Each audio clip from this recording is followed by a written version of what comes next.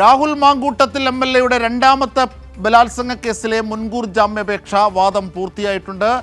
പരാതിയിൽ ഉറച്ചു നിൽക്കുന്നതായി പെൺകുട്ടി കോടതിയിൽ സമർപ്പിച്ച പോലീസ് റിപ്പോർട്ടിലാണ് ഇക്കാര്യം വ്യക്തമാകുന്നത്. പെൺകുട്ടിയുടെ രഹസ്യമൊഴിയും കോടതിയിൽ സമർപ്പിച്ചു. വിവരങ്ങളും വിശദാംശങ്ങളുമായി ഇപ്പോൾ ഷീജ ചേരുന്നു. ഷീജ, ഈ രണ്ടാമത്തെ അതിജീവതയുടെ വിഷയത്തിൽ അല്ലെങ്കിൽ രണ്ടാമത്തെ ബലാത്സംഗ വിഷയത്തിൽ എന്തൊക്കെയാണ് ഈ മുൻകൂർ ജാമ്യാപേക്ഷയിലുള്ള കോടതിയുടെ വിധി? ഒപ്പം ഏറ്റവും നിർണായകമായത് രാഹുൽ മാങ്കൂട്ടം എന്ന കോൺഗ്രസ് എംഎൽഎയുടെ ക്രൂരതകൾ ബോധ്യമാക്കുന്ന വിവരങ്ങളാണ് ആ പെൺകുട്ടിയുടെ മൊഴിയിലുള്ളത്, രണ്ടാം അതിജീവതയുടെ മൊഴിയിലുള്ളത്, അല്ലേ?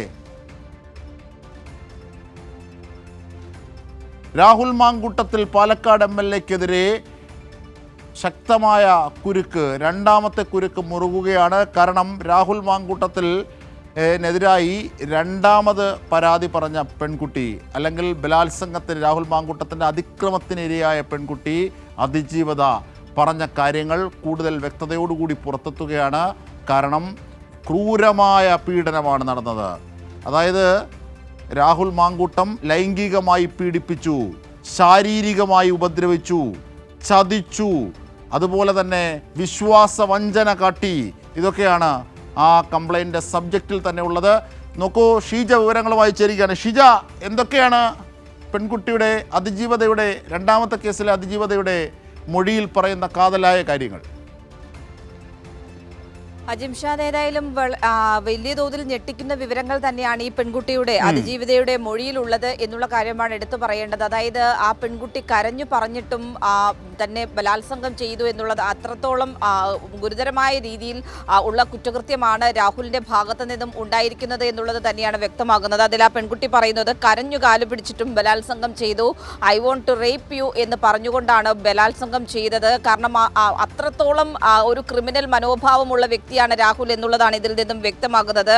നടന്നത് ക്രൂരമായിട്ടുള്ള ലൈംഗിക പീഡനമാണ് എന്നുള്ള കാര്യം തന്നെയാണ് ആ പെൺകുട്ടിയുടെ മൊഴിയിൽ പറയുന്നത്. ശരീരമാസകലം ബലാത്സംഗം ചെയ്യുന്നതിന് പുറമെ ശരീരമാസകലം പരിക്കേൽപ്പിക്കുകയും ചെയ്തു, ക്രൂരമായി മുറിവേൽപ്പിച്ചു എന്നുള്ള കാര്യവും ആ പെൺകുട്ടിയുടെ മൊഴിയിൽ പറയുന്നുണ്ട്. പല പ്രാവശ്യം തന്നെ ഭീഷണിപ്പെടുത്തുകയും ചെയ്തു, തന്നെ പിന്നീട് ടെലിഫോണിൽ വിളിക്കുകയും ചെയ്തിട്ടുണ്ട്. ഇതിൻ്റെ ഒരു പേടി കാരണമാണ് ഇത്രയും നാൾ താൻ ഈ വിവരങ്ങൾ ഒന്നും തന്നെ പുറത്ത് പറയാതിരുന്നത്. നേരത്തെ ക്രൈംബ്രാഞ്ച് സംഘം ഇങ്ങോട്ടേക്ക് വിളിക്കുമ്പോഴും താൻ പരാതിയില്ല, മുന്നോട്ട് പോകുന്നില്ല എന്ന് തീരുമാനിച്ചിരുന്നത് അതുകൊണ്ടാണ്. പക്ഷേ പല പ്രാവശ്യമായി വിളിച്ച് ഭീഷണിപ്പെടുത്തുന്ന നടപടി അത് തുടർന്ന ഒരു പശ്ചാത്തലത്തിലാണ് ഏതായാലും പരാതിയുമായി മുന്നോട്ട് പോകാം എന്നുള്ള കാര്യം തീരുമാനിച്ചത് എന്നുള്ള കാര്യമാണ് ഈ പെൺകുട്ടിയുടെ മൊഴിയിൽ പറയുന്നത്.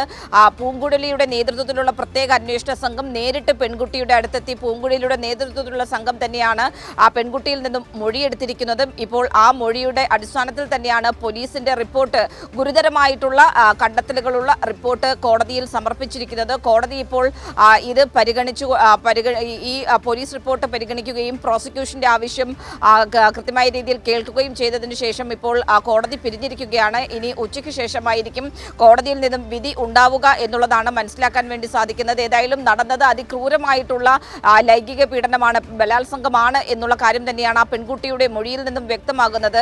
ഇതടക്കമുള്ള കാര്യങ്ങൾ, പ്രത്യേകിച്ചും ആ പെൺകുട്ടിയുടെ രഹസ്യമൊഴി അടക്കം കോടതിയിൽ നൽകിയിട്ടുണ്ട്. പോലീസ് റിപ്പോർട്ടിൽ ഈ ഗുരുതര കാര്യങ്ങൾ തന്നെയാണ് പറയുന്നത്. FIR പറഞ്ഞതിനപ്പുറത്തേക്ക് അതിനേക്കാൾ വലിയ തോതിലുള്ള ഗുരുതരമായിട്ടുള്ള കുറ്റകൃത്യം തന്നെയാണ് രാഹുലിന്റെ ഭാഗത്ത് നിന്നും ഉണ്ടായിരിക്കുന്നത്, ആ പെൺകുട്ടിക്ക് നേരിടേണ്ടി വന്നിട്ടുള്ളത് എന്നുള്ള കാര്യം തന്നെയാണ് ഇതിൽ നിന്നും വ്യക്തമാകുന്നത്. ഏതായാലും രാഹുലിന്റെ മുൻകൂർ ജാമ്യാപേക്ഷ അത് കോടതി പരിഗണിക്കുന്നത് ഇനി ഉച്ചയ്ക്ക് ശേഷമായിരിക്കും. വാദം പൂർത്തിയായ സാഹചര്യത്തിൽ ഇനി ഈ മുൻകൂർ ജാമ്യാപേക്ഷയിലുള്ള വിധിയായിരിക്കും ഉണ്ടാവുക എന്നുള്ളതാണ് ഈ ഒരു ഘട്ടത്തിൽ അനുമാനിക്കാൻ സാധിക്കുന്നത്. അജിംഷാദ്, തീർച്ചയായും മുൻകൂർ ജാമ്യാപേക്ഷയിലുള്ള വിധി എന്ത് എന്ന് നോക്കാം. പക്ഷേ എന്തായിരുന്നാലും പെൺകുട്ടിക്ക് നേരിട്ട ക്രൂരമായ പീഡനം, ശാരീരികമായ പീഡനം, ബലാത്സംഗം അടക്കം, എനിക്ക് ബലാത്സംഗം ചെയ്യണമെന്ന് പറഞ്ഞുകൊണ്ടാണ് രാഹുൽ മാങ്കൂട്ടത്തിൽ എന്ന കോൺഗ്രസ് MLA ആ പെൺകുട്ടിയെ പിച്ചി ചീന്തിയത് എന്ന വിവരങ്ങളാണ് അതിജീവതയുടെ മൊഴിയിലൂടെ പുറത്തുന്നത്. അതിൻ്റെയൊക്കെ സമഗ്രമായ വിവരങ്ങളാണ് ഷീജ